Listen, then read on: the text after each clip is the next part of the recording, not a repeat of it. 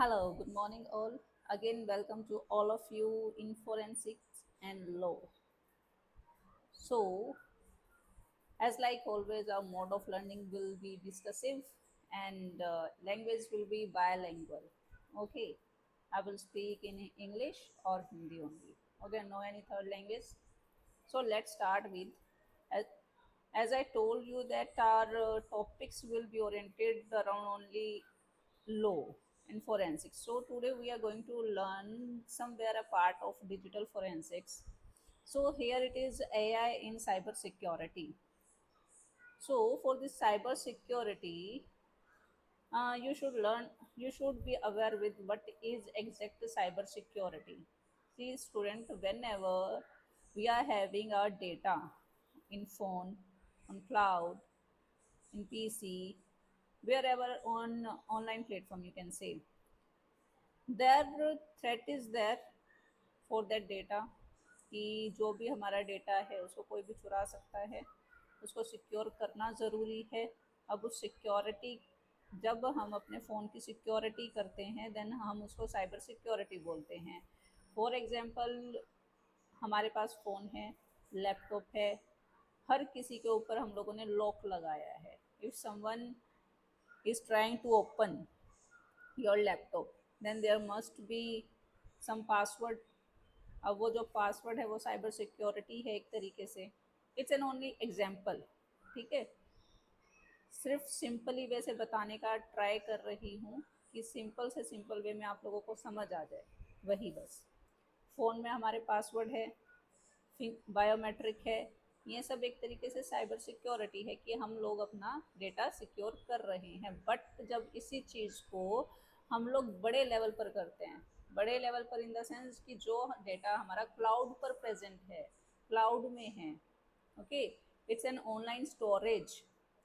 Cloud is an online storage, तो उसकी security करना इज साइबर सिक्योरिटी। सी हमारे फ़ोन में लिमिटेड डेटा है, ठीक है, बट क्लाउड, एक पर्सन का डेटा है एक फ़ोन में, बट क्लाउड के ऊपर तो multiple millions billions of persons का डेटा है, राइट। तो क्या वो डेटा सिक्योर नहीं होना चाहिए? होना चाहिए, राइट। तो उसी डेटा की सिक्योरिटी के लिए साइबर सिक्योरिटी होती है। अब इतना ज़्यादा डेटा कोई ह्यूमन बीइंग तो सिक्योर कर नहीं सकता, राइट है। किसी के पास में इतना ज़्यादा हाई इंटेलिजेंस नहीं है इन ह्यूमन बीइंग कि जो एक पूरे वर्ल्ड का डेटा अपने अंदर स्टोर कर ले। That's the only that was the only drawback of human being. इसी के लिए एआई का जनरेट हुआ, एआई का जनरेशन हुआ, ओके। एआई क्या है? एक आर्टिफिशियल इंटेलिजेंस है, हमने ही बनाया है, जिसके अंदर पूरा डेटा है। स्टोरेज की कोई लिमिट नहीं है, स्टोरेज हम बढ़ा सकते हैं, राइट। सो उस एआई का हम यूज़ करते हैं साइबर सिक्योरिटी के अंदर। और क्यों करते हैं देखते हैं, नेक्स्ट आगे देखते हैं। First of all threat intelligence देखेंगे, एआई एप्लीकेशंस देखेंगे, कंसेप्ट बेस्ड लर्निंग रहेगा, ओके। सो आज का एजेंडा मेनली हमारा थ्रेट इंटेलिजेंस रहेगा, सिर्फ और सिर्फ थ्रेट इंटेलिजेंस पढ़ेंगे आज, okay. Remaining topics we will cover in upcoming videos. So what is this cyber security? As I told you, protection of system, networks and data is cyber security.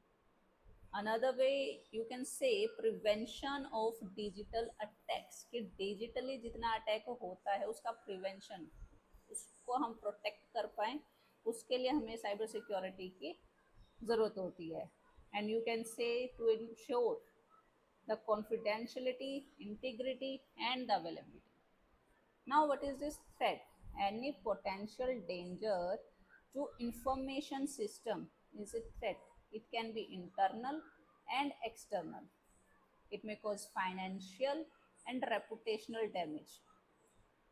कोई भी threat अगर हमारा cyber threat है तो उसकी वजह से financial damage भी हो सकता है एंड रेपुटेशनल डैमेज भी हो सकता है, ठीक है। फाइनेंशियल डैमेज कैसे होगा?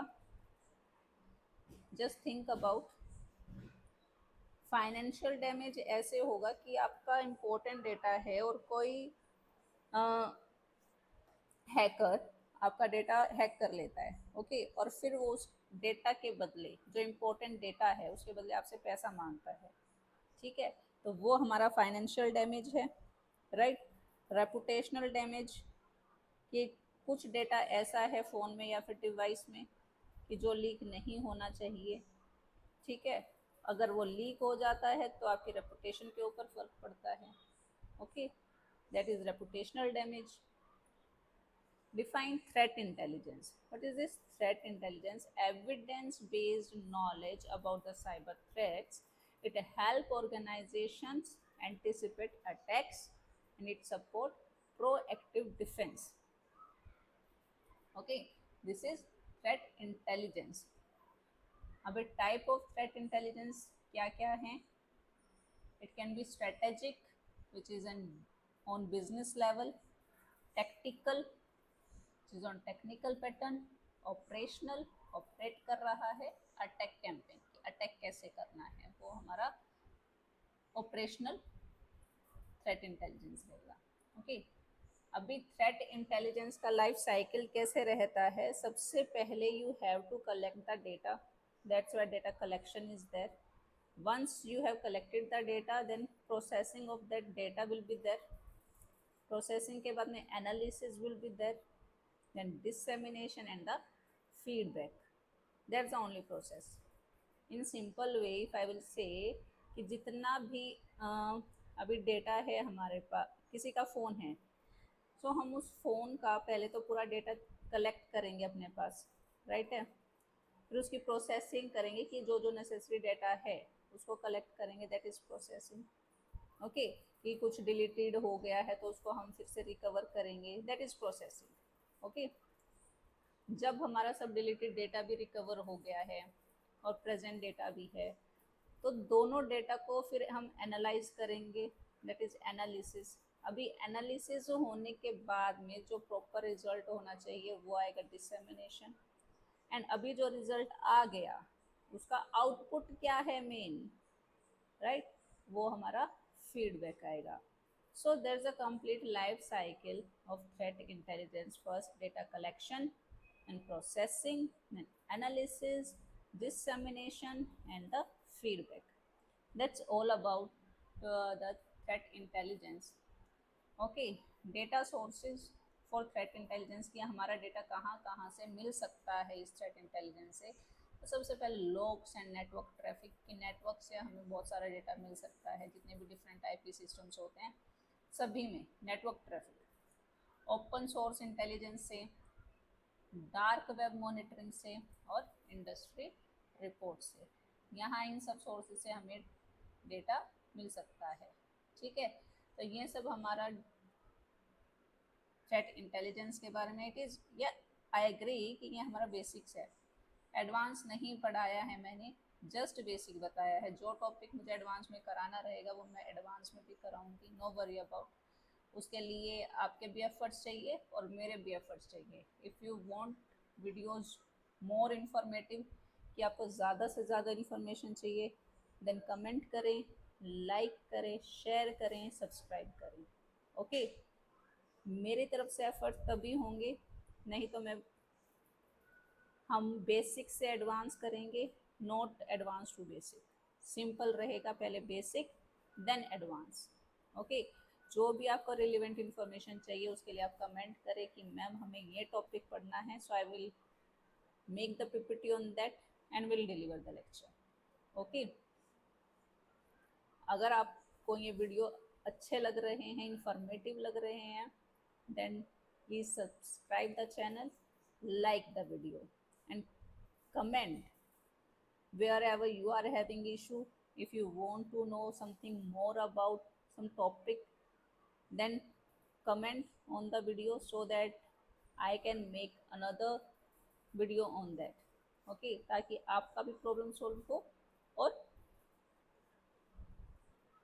it's my passion, yes, it's my passion to deliver knowledge and to clear the concept।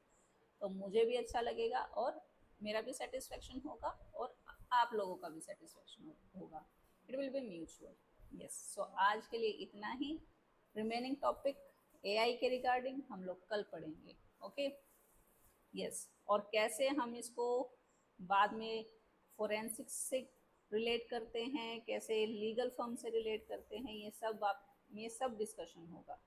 अभी थ्रेट इंटेलिजेंस है, देन डेफिनेटली थ्रेट इंटेलिजेंस के कितने केसेस हमारे कोर्ट में जाते हैं, ये सब केस स्टडीज के ऊपर में डिस्कशन होगा। Okay, we will discuss everything, some case study, some cases as well. Okay, each and everything.